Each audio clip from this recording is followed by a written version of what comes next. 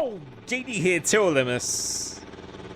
And as you can see, we are finally back, and it's actually been a while since I've done a video.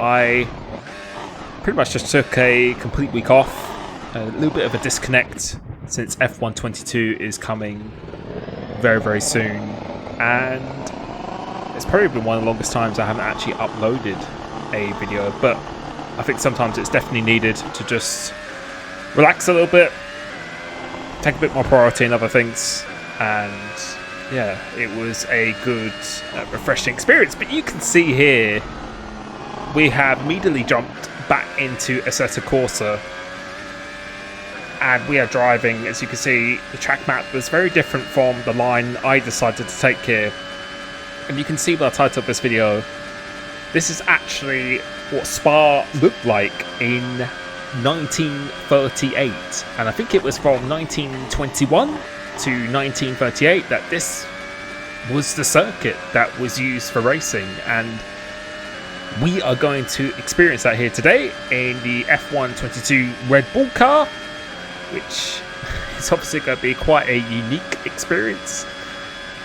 But yeah, driving is probably a little bit rusty here, but it definitely felt good to be back in the cockpit. And you know, I did have some videos planned for when I was away for a week, but I felt they were kind of rushed, and yeah, I don't really want to rush videos. I want to try and make it as good quality as possible, but you can see here we're just trying not to snap our wrists on this direct drive wheel at this stage. But yeah, it was definitely nice to be back and trying this track. I had absolutely no idea where to go, but here is completely different. You don't go up El Rouge or go through Radlon, whichever way you want to call it. You go through this kind of section, which I actually quite liked when doing this. And now Spa, I do enjoy the track, but it is a very, very dangerous track in my opinion, particularly because of El Rouge and Radlon. Maybe having something like this, but yeah, I think that would kind of ruin the image of Spa, because that corner going up the hill was probably the most famous one. But yeah, you can see here we're smiling away, and every time I jump on this game, it just gives me so much satisfaction. And I will be doing some F1 21 videos before the release of F1 22, but probably not too much. I'd kind of like to just step away from that and just reset myself nicely for the new game itself as well. And you can see we're just feeling every single bump. Going through this section here is very horrible because you've got really nasty bumpers come through into these haystacks there. And on this occasion, we have actually managed to make it through. But also, we'll be including cockpit cam as well, so don't worry, I haven't gone back to the TV pod for Assetto Corsa. Just want to give you a bit of a better perspective of the track itself.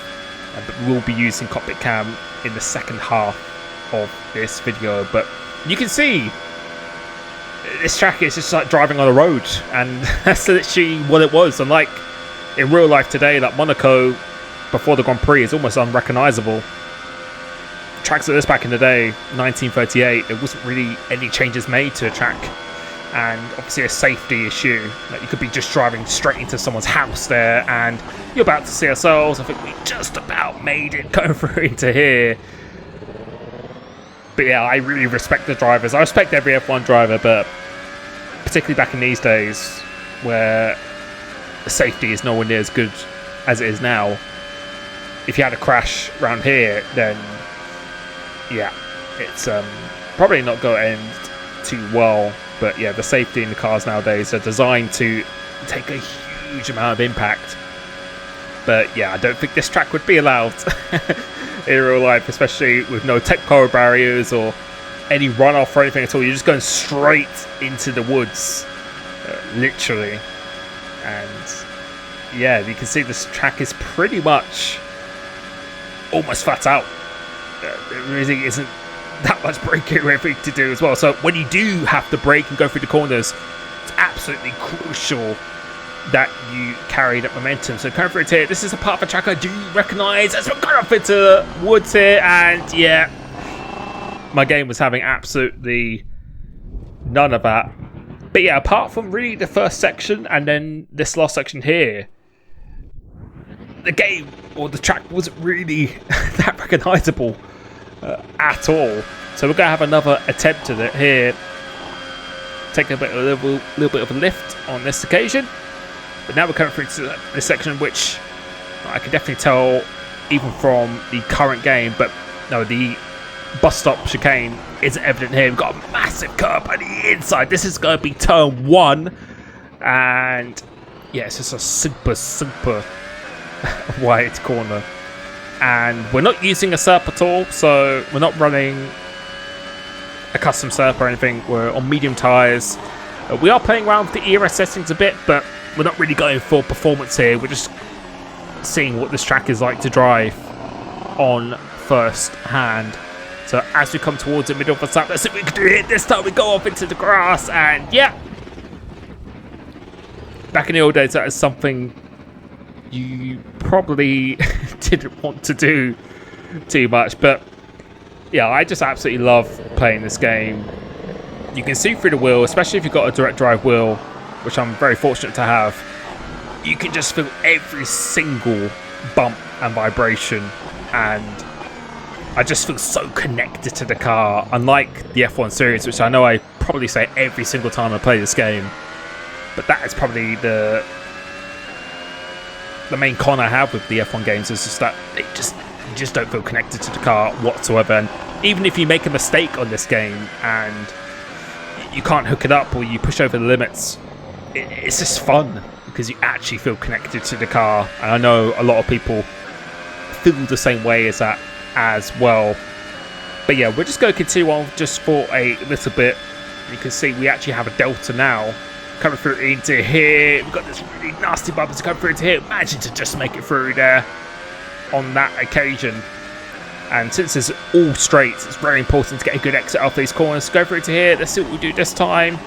Do we survive it? We have a massive curb in this inside, which you probably really don't want to be hitting. Managed to get out of that fairly unscathed. And we were using the hot lap at the first part of the lap, but then we ran out at the end because there was just so many straights. And then I changed the strategy where I would actually not use that much ERS for the first part and then save it all for the second part, which you might notice. So come across the line, we do a 3-minute 21. And with a SERP, as I said before, we would be going quite a bit faster.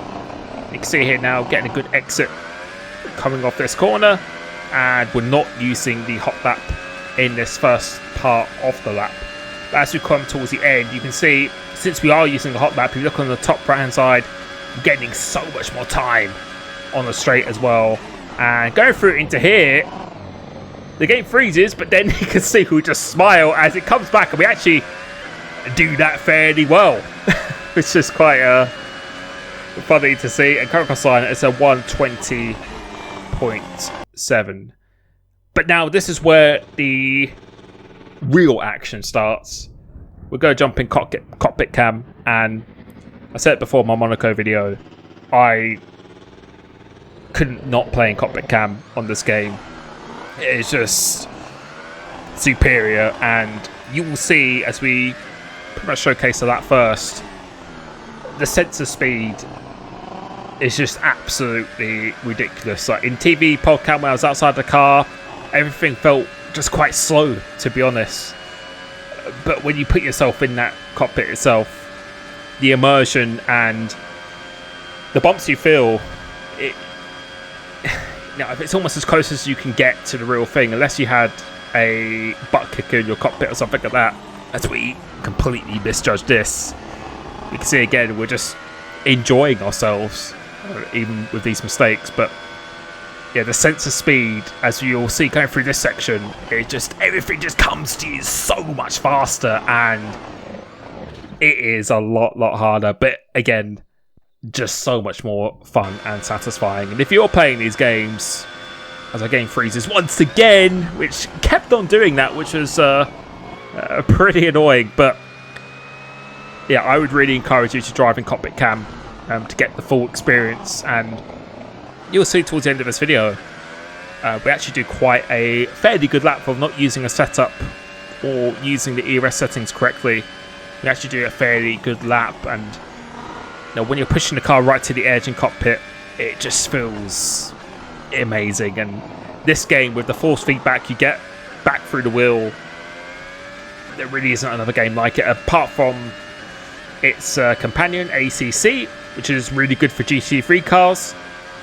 Yeah, the feedback you get from this is absolutely insane, and I will definitely be trying other games such as R Factor, Automobilista 2.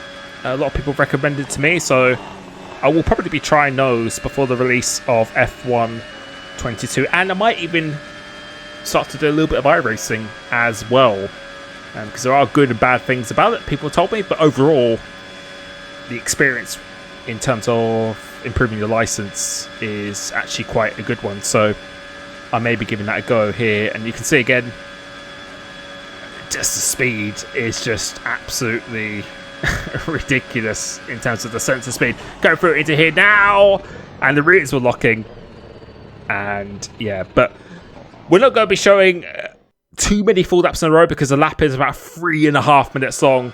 So this was actually my fastest lap I did throughout the entire time, and it was in cockpit cam. And I was fairly happy with this lap. I know there's, with a setup, there's about, I think like almost 20 seconds you could gain, mainly through the top speed. So as we go through into Star 1, we do not go up El Rouge, taking this left-hander, going through the woods, and let me know what you think. Would you actually like to see this in real life? But again, I don't think it will ever happen, but it will probably would be a much safer Sector 1 as well. But now we come down the main straight, so this is recognisable, but then it goes off into this right-left, and then going into this really fast right-left, coming through into here. So a couple of downshifts going into here, and could have carried even more speed through here, but we got quite a good exit, turning the ERS level to low because I want to save as much of the battery as possible coming through the end portion of the lap. Coming through into here, I decided to go in 8th, but I think you could hold it in 7th and still get a good speed. And you can see we're charging the ERS here, so I'm not using any of the battery power at all. Now coming into probably the hardest corner on this track, and it's absolutely nuts through here, that how much risk you have to take, but managed to get through that fairly nicely. Now it's going to be completely flat out as you just go through a series of houses here. So it's kind of like just a little town that you're going through. And yeah, it's like driving the Isle of Man TT. That's what it kind of feels like. And I might actually do a video driving an F1 car around there. If it's possible, if there is a mod for it, then I will definitely be trying that. But as you're coming through to here, the left-hander I think is going to be flat out before you have this really tight right hairpin.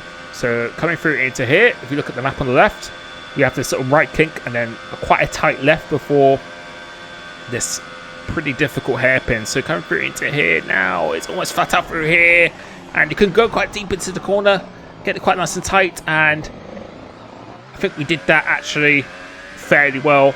And now we are going to turn the ERS into hot lap quite shortly, as we do that right now, and it's pretty much completely flat out until the first corner, or the last corner on this track. No, real life it's the first corner, but on this one it's actually the last corner.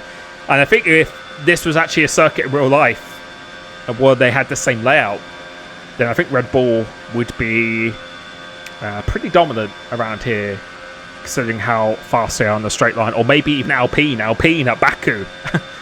They would be absolutely ridiculous around here, I think. But we're just going to navigate through here, so really just trying to thread the car through the needle, trying to scrub off as least amount of speed as you possibly can. And the bus stop chicane would be around about here coming up, but we don't have it on this layout. Now we're going to come into the last corner, which is the first corner in real life, and coming through into here. Do we do this okay?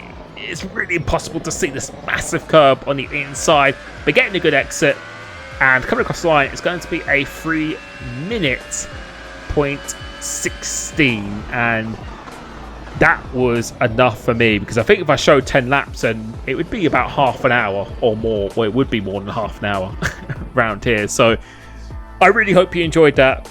It's nice to be back making some videos again, and as I said, I'll probably be quite chilled out before the start of F1 22 itself. I will still be doing some open lobby, so people who are supporting the membership, hopefully you are enjoying that. I will be doing lobby still, but I will just be chilling out just a little bit more. So thank you so much. I hope you enjoyed the weekend, the Grand Prix, and I will be catching you very soon. Peace.